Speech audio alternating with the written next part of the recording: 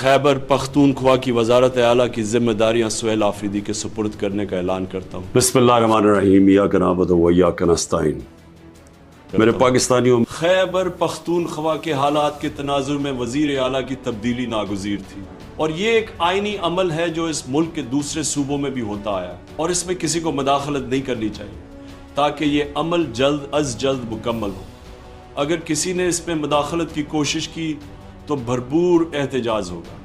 سہیل آفریدی کا انتخاب زمانہ طالب علمی سے ان کے ISF اور تحریک انصاف کے نظریے سے وابستگی کی وجہ سے کیا۔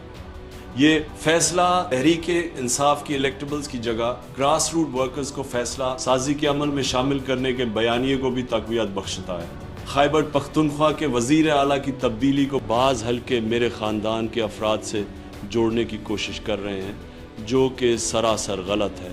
یہ فیصلہ مکمل طور پر سیاسی ہے، جس پر میرے خاندان کا کوئی فرد کسی بھی طرح سے اثر انداز نہیں ہوا۔ میرے خاندان کے کسی فرد کا میرے سیاسی فیصلوں سے کوئی تعلق نہیں ہے۔ علی امین میرے پرانے اور وفادار ساتھیوں میں سے ہیں، لیکن وہ تنازعات کی زد میں ہیں۔ یہ تنازعات عاصم منیر کی کسی جامع سیاسی حکمت عملی اپنائے بغیر خالی گولی بارود سے دہشت گردی کے مسئلے سے نپٹنے کی پالیسی کے باعث پیدا ہوا۔ 2025 دہشت گردی کے واقعات کے حوالے سے پاکستانی تاریخ کا بدترین سال ہے، اور خیبر پختونخوا کا صوبہ مزید اس صورتحال کا متحمل نہیں ہو سکتا۔ امید کرتا ہوں کہ نیا وزیر اعلیٰ اور اس کی ٹیم دہشت گردی کے خاتمے اور دیرپا امن کے قیام کے حوالے سے عوامی نمائندوں کے ساتھ مل کر جامع پالیسی اپنائیں گے۔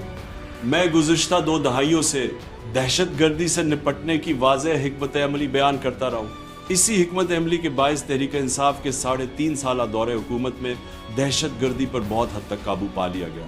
تحریک انصاف نے اس وقت کی پاکستان مخالف بھارت نواز اشرف غنی حکومت سے بھی مذاکرات کیے، اور قبائلی عوام اور افغانی پناہ گزینوں کے معاملات بھی افہام و تفہیم سے طے کیے۔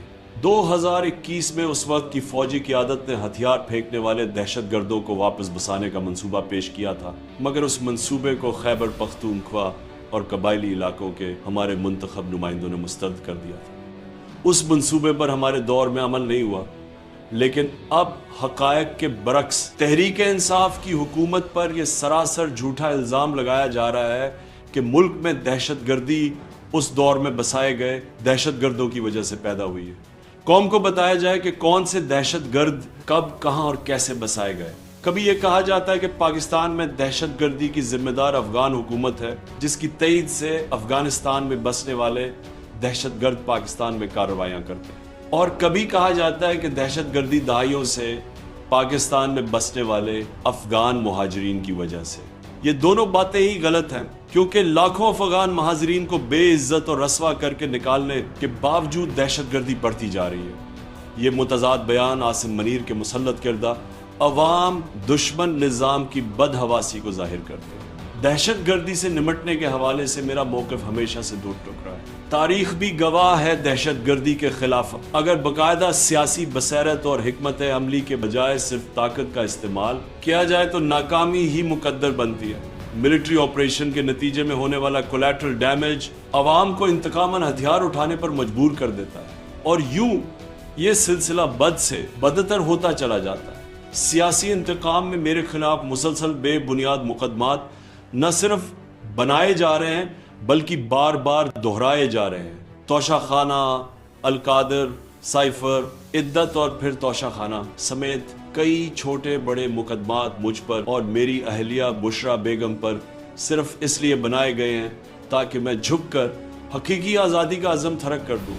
میں اپنی قوم کو پھر سے پیغام دینا چاہتا ہوں، یہ چاہے کچھ بھی کر لیں، میں ان کے سامنے نہ خود جھکوں گا اور نہ ہی اپنی قوم کو جھکنے دوں گا۔ پاکستان زندہ باد۔ شکریہ۔